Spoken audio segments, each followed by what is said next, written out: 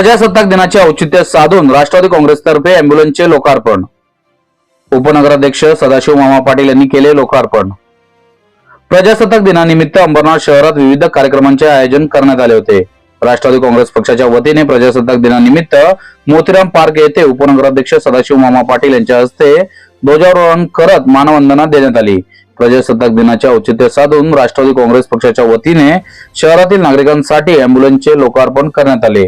राष्ट्रवादीचे अंबरनाथ शहर अध्यक्ष तथा उपनगराध्यक्ष सदाशिव मामा पाटील यांच्या हस्ते लोकार्पण करत 24 तास नागरिकांच्या सेवेकरिता ही अँब्युलन्स सेवा उपलब्ध करून देण्यात आलेली असल्याचे सदाशिव पाटील यांनी सांगितले।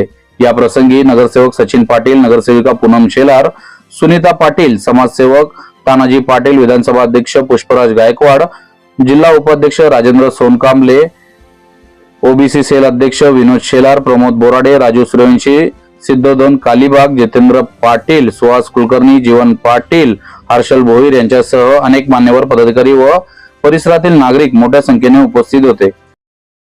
आज 77वा प्रजासत्ताक दिन आपण साजरा करत आहोत।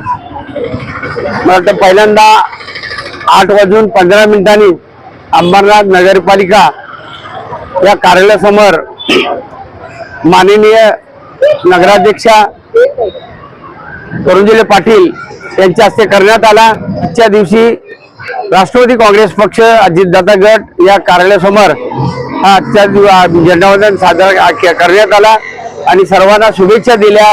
आणि आजच्या दिवशी आम्ही 26 जानेवारी 2026 या दिवशी आम्ही एक नवीन अँब्युलन्सचं लोकार्पण या पूर्वेच्या अंबरनाथ मधील लोकांसाठी फ्री सेवा देण्यात येईल आणि त्या अँब्युलन्सचं आम्ही लोकार्पण केलं।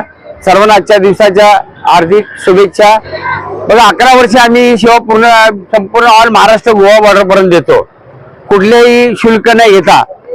आणि आता कसं म्हणजे अँब्युलन्स ही लांब जात असते, त्याप्रमाणे 11 वर्ष म्हणजे एका अँब्युलन्सला ही खूपच होतात।